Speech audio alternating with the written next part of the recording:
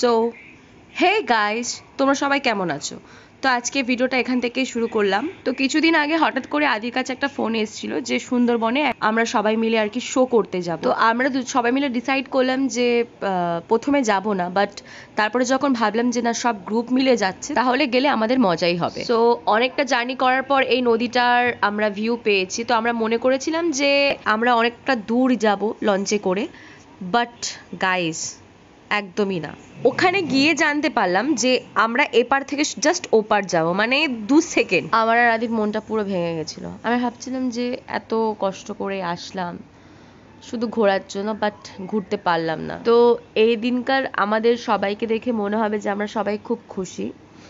তার কারণ হচ্ছে আমরা কেউ জানতাম না, বা আদিও অনেক খুশি আদিকে দেখে মনে হচ্ছে, বাট আমরা কেউ জানতাম না আদির হাতটা ভেঙে গেছে, মানে আদির হাতে লেগেছিল। তো আমরা সবাই মিলে খুব আনন্দ করছিলাম, বাট সেই টাইমে ওর হাতটা ভাঙা ছিল আর ও সেই ব্যথাটা সহ্য করে নিয়েছিল। ও কখনো কাউকে বলেনি যে আমার খুব ব্যথা করছে। সো তোমাদের কাছে একটা রিকোয়েস্ট, তোমরা সবাই প্রে করো যাতে ও খুব তাড়াতাড়ি ঠিক হয়ে যায়, আমরা খুব তাড়াতাড়ি যেন ভিডিও করতে পারি। আর আমার ভয়েস শুনে তো অনেকেই বুঝতে পারছো যে আমারও অনেকটা শরীর খুব খারাপ, বাট তাও স্টিল নাও আমি এখনো ভয়েস ওভার দিচ্ছি। সবাই তোমরা কমেন্ট করে বলো যে জায়গাটা তোমাদের কেমন লাগছে। তো আমরা এসেছি ধামাখালির পাশেই চুনাখালি। এখানে অনেক জল আছে, জলের পাশে মানুষ আছে, মানুষের পাশে আমরা আছি, নৌকা আছে। আর ওই যে ওখানে রয়েছে কিছু কিছু কালো কালো জামা পরে আমাদেরই লোক। আর এই যে ব্যক্তিরা দেখতেই পারলে, ও এত জোরে জোরে কথা বলে যে নৌকার মধ্যে যত লোক ছিল সবাই আমাদের দিকে হাঁ করে তাকিয়েছিল। আমাদের পাশে আছে হচ্ছে সাইকেল। সাইকেলটা কি তুই বলিস না সাইকেল, নামটা বলো। আচ্ছা নামটা তোমরাই বলে দাও কমেন্ট বক্সে, তোমাদেরকে বলেছি তো। এই দেখো দাদা, আমরা দেখি অনেক কষ্ট হয়েছে, এখন লেবু কিনে খাচ্ছি, এনার্জি ডোজ বাড়াচ্ছি। না শেষ, এই লেবুটা এখন কজনের দেবো আমি জানি, খুঁজে খিদে পেয়েছে, কেউ চাইলে হয়তো দেবো না। আমরা প্রোগ্রামে যাচ্ছি, এই হচ্ছে আমাদের ইউটিউবার, ভালো করে দেখে নাও। আদি তো এটা হাই করে দাও।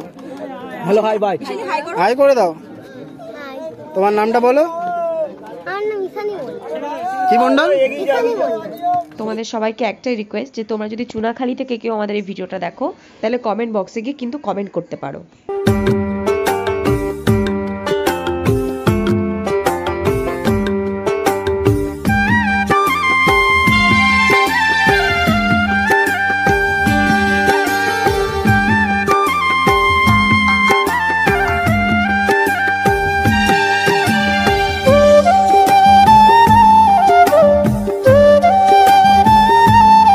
শো শেষ হয়ে যাওয়ার পর আমরা সারা রাত কেউ ঘুমাইনি, আর না ঘুমিয়ে 4টের সময় ঠিক এই ভিউটা দেখতে পেয়েছি। এই যে কুকুরটাকে দেখতে পাচ্ছ, এই যখন আমাদের কাছে ছুটে ছুটে আসছিল আমরা প্রথমে মনে করেছিলাম এ হয়তো আমাদের কামড়াবে, বাট না, এ আমাদেরকে ছাড়তে এসেছিল পুরোটা, মানে ওর পাড়া ততটা পুরোটা আমাদেরকে ছেড়ে দিয়ে গেছিল। তো এটাই মনে করা যায় যে আজকালকার মানুষের মধ্যে এতটাও মানসিকতা থাকে না, তার থেকেও বেশি ওদের মধ্যে আছে। তো আজকের মতো এখানেই ব্লগটা শেষ করছি। তোমরা সবাই ভালো থেকো আর সুস্থ থেকো।